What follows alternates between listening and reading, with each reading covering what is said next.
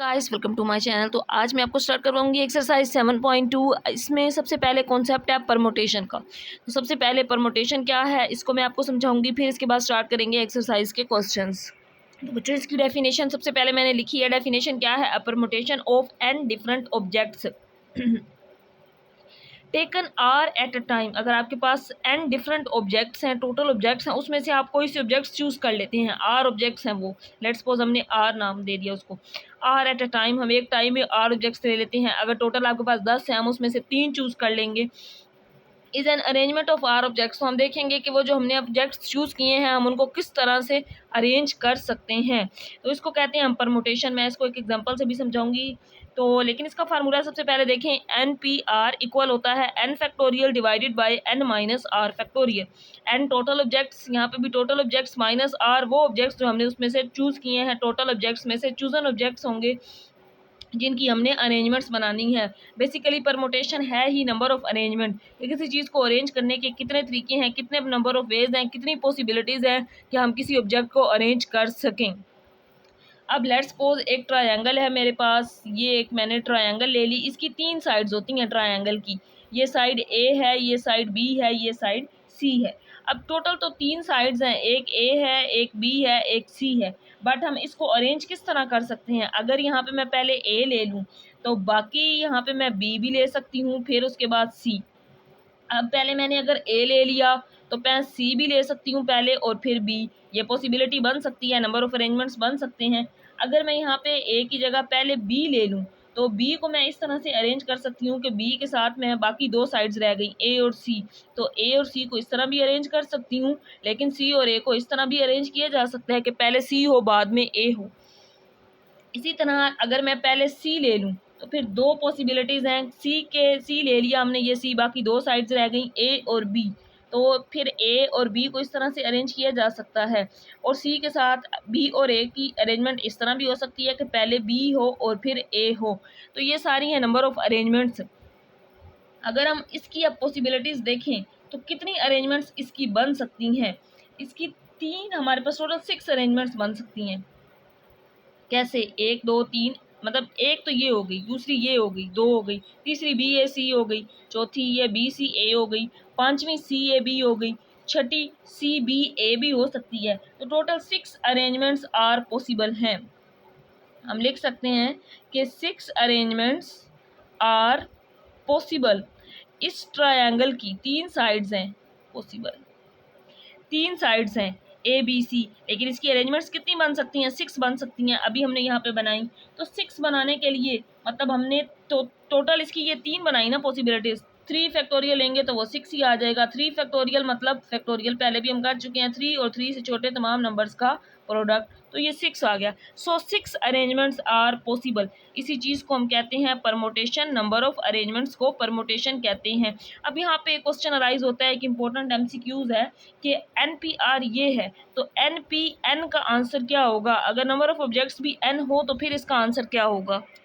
तो बच्चों ये एक इम्पॉर्टेंट एमसीक्यूज है जो मैं यहाँ पे सोल्व कर रही हूँ। ये इम्पोर्टेंट एमसीक्यूज है, पेपर में अक्सर पूछा जाता है। अगर यहाँ पे नंबर ऑफ ऑब्जेक्ट्स हम आर की जगह पे एन ले लें तो फिर परमुटेशन एन पी आर क्या होगा? अब हम पुट कर देंगे आर को एन, तो जहाँ जहाँ इसी परमुटेशन में आर है वहाँ पे एन पुट कर देंगे, एन फैक्टोरियल, और n माइनस आर की जगह पे पुट कर देंगे n, तो n माइनस एन फैक्टोरियल।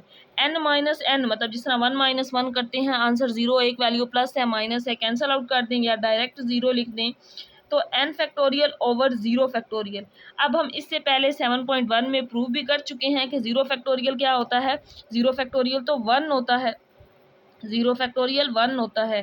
तो एन पी एन का आंसर क्या आ गया? 0 फैक्टोरियल 1 हो गया, तो जस्ट एन फैक्टोरियल आ गया। तो ये आपने याद रखना है, पेपर में एमसीक्यूज है इंपॉर्टेंट। अगर एन पी एन पूछा जाए किसके इक्वल होता है तो आपको पता होना चाहिए ये एन फैक्टोरियल के इक्वल होता है। तो अब स्टार्ट करते हैं एक्सरसाइज 7.2। बच्चों 7.1 का क्वेश्चन नंबर 1 है जिसके टोटल 5 पार्ट्स हैं, 5 के 5 बिल्कुल सेम है, एक ही मेथड से करने हैं। एवेलुएट द फॉलोइंग, हमने मतलब परमुटेशन फाइंड करनी है 20p3। एन आपके पास 20 है, आर ये हमने परमुटेशन का फार्मूला पढ़ा है, n p r is equal to n factorial n minus r factorial. अब एन 20 है और number of objects total number of objects 20 हैं। चूजन ऑब्जेक्ट्स है, उसमें से हमने ऑब्जेक्ट्स एक टाइम में टेक किए, जिनकी हमने अरेंजमेंट्स बनानी है वो 3 है। तो हम यहाँ पे यही फार्मूला लगाते हुए इसको सोल्व कर लेंगे। क्योंकि मैं फार्मूला यहाँ पे दोबारा लिख रही हूँ, आपको पता भी है, तो n फैक्टोरियल और n माइनस r फैक्टोरियल होता है, NPR। तो यहाँ पे हम पुट कर देंगे 20 है, n की वैल्यू 20 है और r की वैल्यू 3 है। तो इसी फार्मूला में n की जगह पे 20 का फैक्टोरियल आ जाएगा और n minus r means 20 minus 3, r की वैल्यू 3 है। इसको अब हम सिंप्लीफाई कर लेंगे जिस तरह हम 7.1 में कर चुके हैं। ऊपर 20 फैक्टोरियल आ गया और 20 में से 3 को माइनस किया तो 17 फैक्टोरियल आ गया। अब इसको सोल्व करना बड़ा आसान है। 20 को हम कहाँ तक लिखेंगे, हम 17 तक लिखेंगे ताकि नीचे से 17 फैक्टोरियल ख़त्म हो और बाकी को सोल्व हम आसानी से कर सकें। तो 20, 19, इसके बाद 18 और फिर 17, इसको हम 17 फैक्टोरियल तक लिख सकते हैं क्योंकि ये 20 और 20 से छोटे तमाम नंबर्स का प्रोडक्ट है। तो 17 फैक्टोरियल कैंसिल आउट हो गया। बाकी जो वैल्यू बची इसको हम मल्टीप्लाई कर लेंगे। तो बच्चों आपने इसको कैलकुलेटर पे मल्टीप्लाई करना है, 20 को 19 से, 19 को 18 से, तीनों को इकट्ठा मल्टीप्लाई कर देंगे तो आंसर आ जाएगा 6840, 6840। ये इसका जवाब आ जाएगा। ये इसका पहला पार्ट था। अब इसका करते हैं दूसरा पार्ट। पार्ट नंबर 2 है 16P4। तो बच्चों इसमें भी हमने वही फार्मूला लगाना है, NPR is equal to n factorial n minus r factorial. तो n यहाँ पे 16 है, 16 फैक्टोरियल, और n माइनस आर मतलब 16 माइनस आर यहाँ पे 4 है। तो इसको सिंप्लीफाई कर लेंगे, ऊपर 16 ही आ जाएगा, 16 में से 4 गए 12। अब हमने ऊपर वाले फैक्टोरियल को कहाँ तक लिखना है, 12 तक, ताकि नीचे वाला 12 फैक्टोरियल इससे कैंसिल आउट हो जाए। तो 16, इसके बाद 15, फिर 14, फिर 13 और फिर हम इसको 1 तक वैसे तो लिखते हैं, तो अब हम इसको 12 तक लिखेंगे ताकि ये 12 फैक्टोरियल इससे कैंसिल आउट हो जाए। तो बाकी जो वैल्यूज़ बची हम इनको मल्टीप्लाई कर लेंगे। तो बच्चों आप जब कैलकुलेटर पे इनको मल्टीप्लाई कर लेंगे तो इसका आंसर आ जाएगा 43680, 43,680। ये इसका आंसर आ जाएगा। इसके बाद करते हैं इसका पार्ट नंबर 3। पार्ट नंबर 3 में है 12P5। तो इसकी number of possible arrangements find करने के लिए परमुटेशन इसकी निकालेंगे। तो n फैक्टोरियल मतलब 12 फैक्टोरियल, n माइनस आर मतलब 12 माइनस 5 फैक्टोरियल।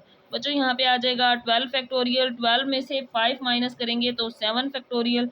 अब हम 12 को कहाँ तक लिखेंगे, 7 तक, ताकि ये 7 ख़त्म हो जाए। तो 12, 11, फिर उसके बाद 10, 9, 8 और फिर 7 फैक्टोरियल आ गया। तो ये नीचे भी 7 फैक्टोरियल है, इस 7 फैक्टोरियल से कैंसिल आउट। बाकी जो वैल्यूज़ हैं इनको मल्टीप्लाई करेंगे तो इसका आंसर आ जाएगा 95040, 95,040। तो ये इसका आंसर आ गया। इसके बाद देखें इसका पार्ट नंबर 4। पार्ट नंबर 4 में है 10P7। तो बच्चों इसको हम लिख सकते हैं 10 फैक्टोरियल यानी कि n फैक्टोरियल और यहाँ पे n माइनस आर। तो ये वैल्यू n की होती है, ये r की होती है, तो 10 माइनस 7 फैक्टोरियल। तो ऊपर आ गया 10 फैक्टोरियल, 10 में से 7 माइनस करेंगे तो 3 फैक्टोरियल। अब ऊपर वाले फैक्टोरियल को हम 3 तक लिखेंगे 10 को, ताकि नीचे वाला 3 कैंसिल आउट हो जाए। तो 10, 9, इसके बाद 8, 7, 6, 4, 3। आप डायरेक्ट भी कैलकुलेटर पे 10 फैक्टोरियल निकाल सकते हैं, 3 फैक्टोरियल फिर डिवाइड करके कटिंग करके आंसर निकाल सकते हैं। तो अब बाकी ये वैल्यू रह गई, इनको मल्टीप्लाई करेंगे जब, तो इसका जवाब आ जाएगा 604800। तो ये बनता है 6,04,800। तो ये इसका आंसर आ गया। तो इसके बाद क्वेश्चन नंबर 1 का लास्ट पार्ट है 9P8। तो यहाँ पे n की वैल्यू 9 है, 9 फैक्टोरियल यानी कि n factorial n minus r. तो n 9 है और r कितना है, 8 है। हम इसको सिंप्लीफाई कर लेंगे तो ऊपर आ जाएगा 9 फैक्टोरियल, 9 माइनस 8 1 फैक्टोरियल। और हमें पता है कि 1 फैक्टोरियल इक्वल होता है 1 के, तो इसकी वैल्यू तो 1 आ गई। तो अब हम 9 को 1 पे अगर डिवाइड कर दें तो आंसर 9 फैक्टोरियल ही आएगा। 9 फैक्टोरियल का आंसर डायरेक्ट कैलकुलेटर पे निकाल सकते हैं बच्चों। तो या हम इसको लिख सकते हैं 9, 8, 7, 6, 5, 4, 3, 2 और 1, यानी कि 9 और 9 से छोटे तमाम नंबर्स का प्रोडक्ट। तो ये आ जाएगा 362,880, 3,62,880। ये इसका जवाब आ गया। तो इसके साथ ही पहले क्वेश्चन के 5 पार्ट्स थे, पाँचों कंप्लीट हो गए हैं। नेक्स्ट लेक्चर में करेंगे क्वेश्चन नंबर 2 से।